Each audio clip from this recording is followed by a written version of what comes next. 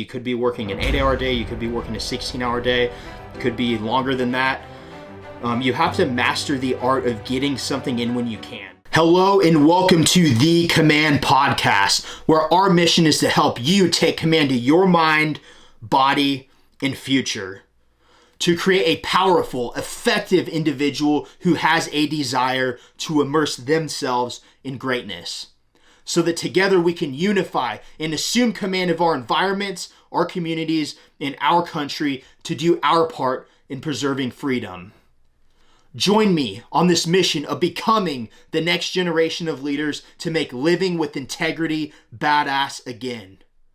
I'm your host, Trent Ebersol, and now it is time to take command.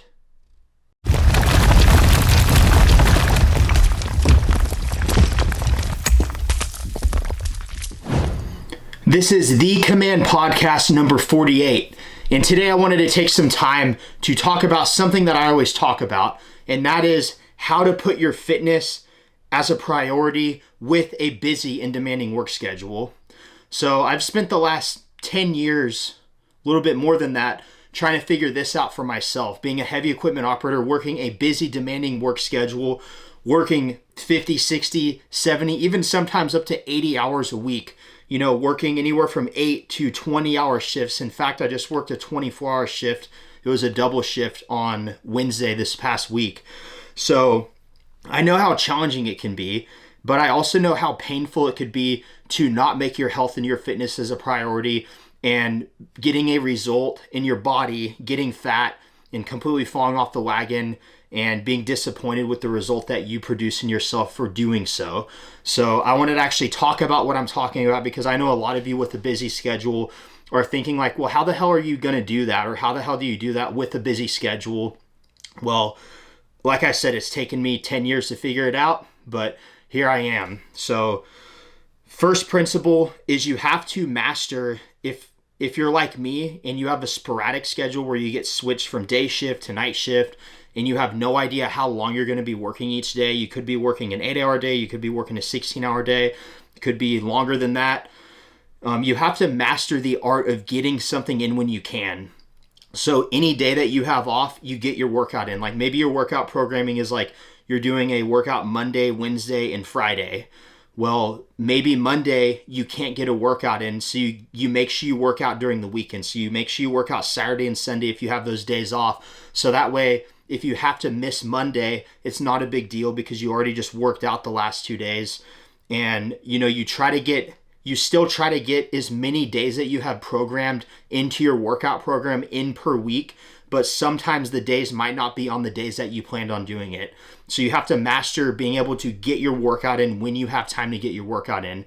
Sometimes you might have to wake up a little earlier to get your workout in the morning.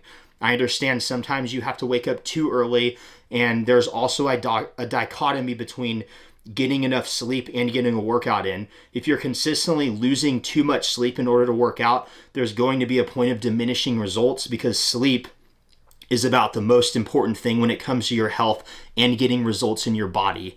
But anyway, sometimes you're going to have to work out in the morning to get that workout in when you can. Sometimes you're going to have to get it in the evening. I personally prefer mornings because you're more motivated in the morning. It's harder to get out of bed, but you're more motivated once you get out of the bed, where in the evening after you just worked a long day, sometimes you can find it to be very difficult to, get back out there and get a workout in. It's tough, I know. So that's the first principle, getting a workout in when you're able to get it in. So work out on every single day that you can work out, so that if you have to miss a few days during the week because you're working 16-hour days or something like that, it's not that big of a deal because you already hit those muscle groups, multiple times. Also, get steps in. When I say work out, that also means go for a walk. Even if you work a 16-hour day, you could get more steps in throughout the day. You could, if you have a break or you have a lunch break, you could go take a walk and get, a couple thousand steps in during that time. You could walk around instead of standing around if you have any, downtime throughout your day. Like for me, I wait on trucks, run a grinder. I wait on trucks. Like, I'll load 10 trucks and then I might have to wait 30 minutes or an hour. Sometimes there's no downtime, but when there is downtime, I could either sit there on my phone or I could get around, walk around the machine, inspect my machine, get some steps in, and make sure I get my maintenance in so that I'm making, the best use of the time that I have down. So get a workout in when you can get a workout in. The next thing is having a plan that does not take tons of time throughout the week. So, let's say people that work, in an office, or people that, work in one place. This could be blue collar guys too. A lot of you guys have a job where you are able to go to work, and you might work 8 to 10 hour days and you're on the same job site and you're able to go home every day. For me, my job is sporadic. So I show up to a job and I get to leave when the job gets done or when the contractor decides to go till. So it depends on who I'm working for, but sometimes they only want to pay us 8 hours. So my day ends up being whatever my drive time was to get my machine there and haul my machine to the next job if I'm not staying on that job for the next day. Plus I have about an hour and a half of maintenance other than that 8 hours per day.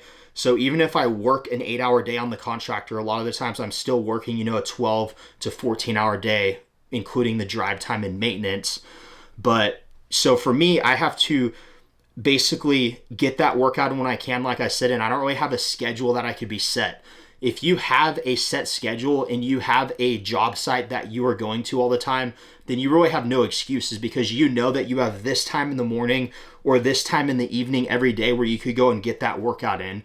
So when I say sometimes you got to do it in the morning, sometimes at night, you really got to master just getting in when you can. If you have a set schedule and a set location for an extended period of time where your job site's at, then you have no excuse to not go and get that workout in. So you have to find a plan. You might still be working long hours if you don't have a sporadic schedule, but you still have to have a plan that works for you. That's why I talk about, if you're a busy blue collar guy that needs to lose 40 pounds in the next 4 months or so, then you need a plan, which is what I help people with, where you only have to spend up to 3 hours per week in the gym to see amazing results in themselves. So I want to talk about how this is done, because people that have been into working out might think you need to work out more than that, but no, you don't. See, I suffered from the false pretense that you have to do tons of volume and you have to spend an hour and a half in the gym. And I used to do that a lot. I used to do way too much volume. Through high school, I'd spend like 3 hours per day in the gym. It was kind of like my escape from my reality, But now I spend literally 30 to 40 minutes in the gym 4 to 5 days a week if I can. Sometimes I only get 2 or 3 workouts in a week, but I shoot for 4 to 5 days a week, and I do a split workout in those generally. But I start people out on a full body program, which takes a little bit longer because you're hitting full body. But how you do this is you do shorter workouts, you do less volume, but less is actually more in a lot of cases. When you do too many sets per muscle group for a workout, there's a point of diminishing returns where your muscle starts breaking down. I used to do 5, 6 sets, 5 different workouts for a muscle group at 5 sets per workout. That is just too much strain on your joints, and you're breaking your muscles down to the point where by the time you hit that muscle group again in 3 days or so, they haven't recovered completely from that previous workout because you just did too much volume. So less is more if you do intensity on that muscle and you actually focus on that muscle and really get a good workout in with just 2 to 3 sets per workout. So you can do less volume, less workouts, and spend a lot less time in the gym and get amazing results. If not, better results, because you're actually making the most out of that time and you're not overtraining those muscles. So how do I program people to do this? Well, in the beginning, I recommend 3 full body workouts a week. And like I said, when you get it in when you can, I recommend shooting for Monday, Wednesday, Friday, but maybe you have to do like a Saturday, Monday, and Wednesday, or so on. Maybe you have to get 2 workouts in during the weekend, maybe 1 during the week, whatever works best for your schedule. But starting out, I suggest full body workouts because you need to work on muscular endurance in the beginning. You need to work on building stability in your body and that base of strength. And the best way to do that in a time efficient manner is full body workouts. You don't need to be doing 3, 4 workouts per muscle group when you're starting out. You just need to be doing 1 to 2 workouts 3 times a week per muscle group. And now, how do I save time during those workouts? A full body workout could take you an hour and a half, but the full body workouts, the way that I have you do them, they're higher intensity, so you got to push it a little bit in the gym, but you superset antagonist muscles. What do I mean? What's an antagonist muscle? Your chest and your back are antagonist muscles because they work different things. They have different functions. Your chest is a push, so your chest basically gives you strength for pushing motions, where your back, your lats, your rhomboids, all of your back muscles are for pulling. They're for pull-ups. So you're pulling. So you could superset chest workouts with back workouts back to back without taking little to no rest in between, because you're not exhausting each muscle on each workout. You're exhausting the antagonist, the opposite muscle group. So another one, antagonist muscles, is your biceps and your triceps. So you could easily do a full arm workout back to back in a very time efficient manner, because you could do bicep curls supersetted, which is superset is where you do one workout and then you go straight to a next workout with little to no rest in between. You can superset bicep curls along with tricep pushdowns or tricep extensions, because you're working the opposite muscle, and the bicep curl does not exhaust the tricep, so that you could go and do a tricep workout directly after the bicep curl. And then same thing, you could even superset upper body with legs for a full body workout, because when you hit legs, you're not exhausting your upper body. Yes, you might lose your breath a little bit, so you might need to take 30 seconds, but you're still able to work through an entire workout and through your whole body of workouts while supersetting antagonist muscles throughout it. It saves a ton of time, and this is how you could spend very little time in the gym per week and get a good enough workout just 3-4 days a week to see amazing results in yourself. And the main part about this is not burning yourself out. It's about being consistent, because consistency will always negate intensity when it comes to pretty much anything in life, but especially your health and fitness. You're better off working out 3 days a week for 45 minutes to an hour per day than you for the next 5 years or for the rest of your life than you are working out 5 days a week for an hour and a half a day for the next 3 months, and then falling off for the next 3 months, and then jumping back on and only doing 3-month sections before you fall off for 3 months. So consistency always will negate intensity. So you need to find a plan that works with your schedule, that does not require you to do a ton of stuff all the time, and does not require you to spend all your free time exercising and working out in the gym, so that you do not get burned out and you can continue doing that for the long term. That is how you see amazing results in yourself, and you maintain those results for the long haul. Consistency over intensity with a plan that works with your schedule, that does not require all of your time and burns you out. So the next thing when it comes to the next principle that when it comes to, achieving your results with a busy schedule is something that I call accountability leveraging. And now this is something I really work with my clients closely one-on-one with, but it's really leveraging accountability and mastering your decisions. I talk about my whole program, Take Command of Your Mind, Body, and Future, which you got to go through that whole program to really use this to the best of its ability. And also to work one-on-one with me, you will actually get accountability leveraging directly from me. So instead of you learning how to, basically I would guide you down the process of learning how to hold yourself accountable, but I would be holding you accountable in the beginning, because in the beginning is where you're struggling. And that's why most people come to me for accountability, to get them on track to where they could get themselves on track and hold themselves accountable. But I'm still going to give you what my accountability leveraging system is right now, so that if you do have the willpower to get yourself started and get the results that you want to see in yourself with the information I'm giving you on this podcast, then here it is. So accountability leveraging, how I would use it with my clients, they would have to check in once weekly, and then they'd be checking in every day, because we need these little reminders like, this is who I'm trying to become. This is the result I'm trying to make. It's so easy to lose track of that. You have to make a habit of seeing what you want to make happen in your life, the path that you're on, and the result that you are trying to create. It's easy to lose track of that, especially after a long day of work, especially when you're tired, especially when you're hungry and there's a cheeseburger or like a piece of cake in front of you, and you just want to have that, what tastes good. So accountability leveraging is about keeping top of mind what you want and making sure you stay on the path to achieving that result.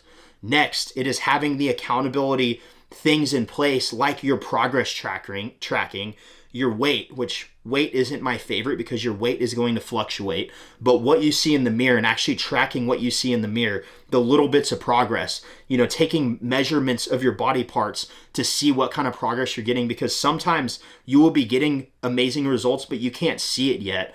For one, what I talk about, your identity might not have changed yet. So you're still seeing the same person and you're not seeing as much results as you're actually getting. That's why other people are more likely to see the results before you do, because there's a book called Psycho-Cybernetics that talks about this.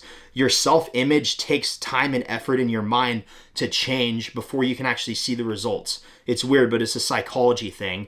We will see the same person as we've been because that is our identity, that is our self-image.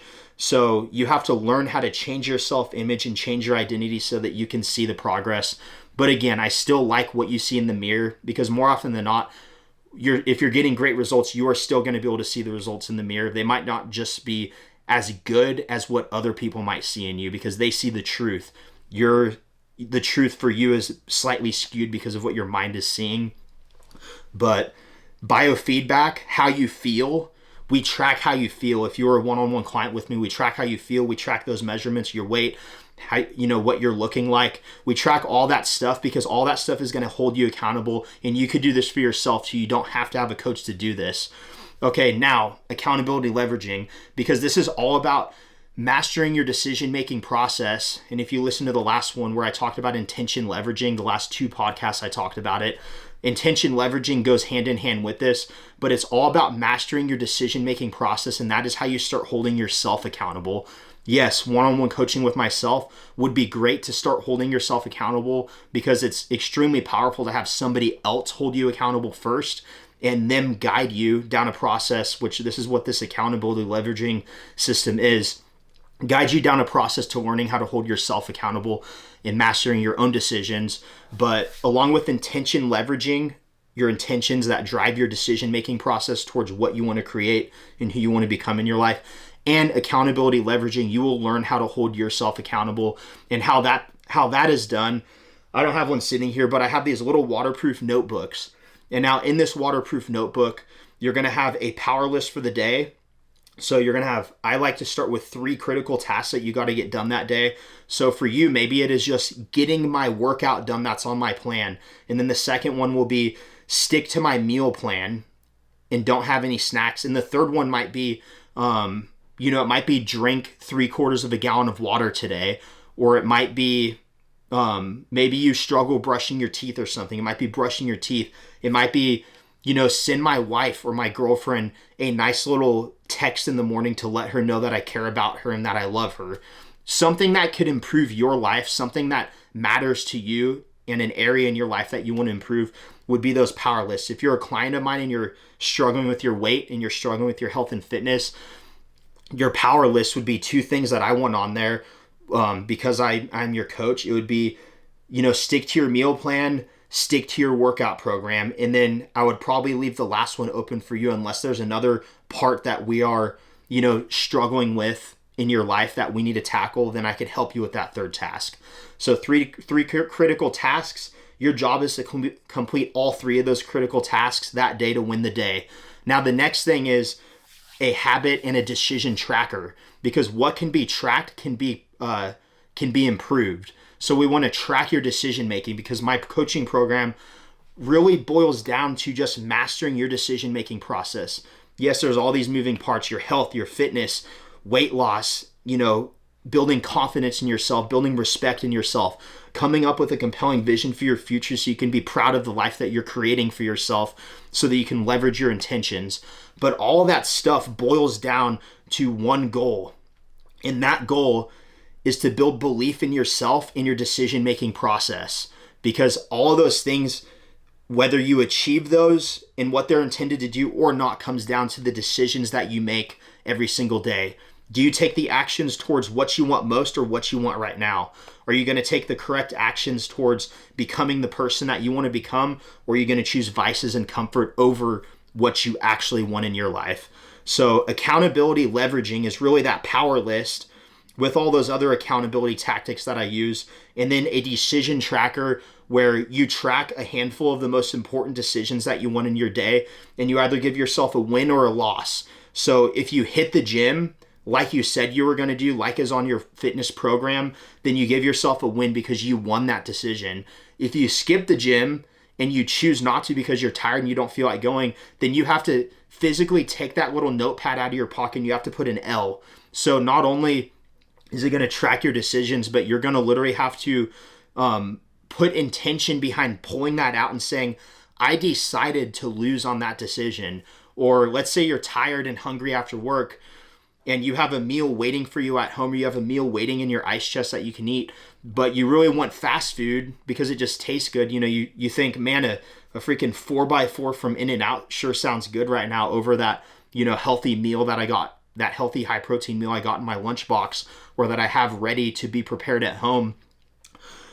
You can either pull that notebook out. You got to think first, okay, if I decide to go get that cheeseburger instead of what I already have planned, I'm going to have to pull that notebook out and put a loss on there. Now you're going to start thinking, when you make this a habit, you're going to start thinking to yourself, am I willing to pull that out and take a loss? So you're going to start thinking twice before making the wrong decision, because do you really want to have to pull that out and say, yes, I made the active decision to move further away from what I'm trying to create in my life, moving me further away from my goals.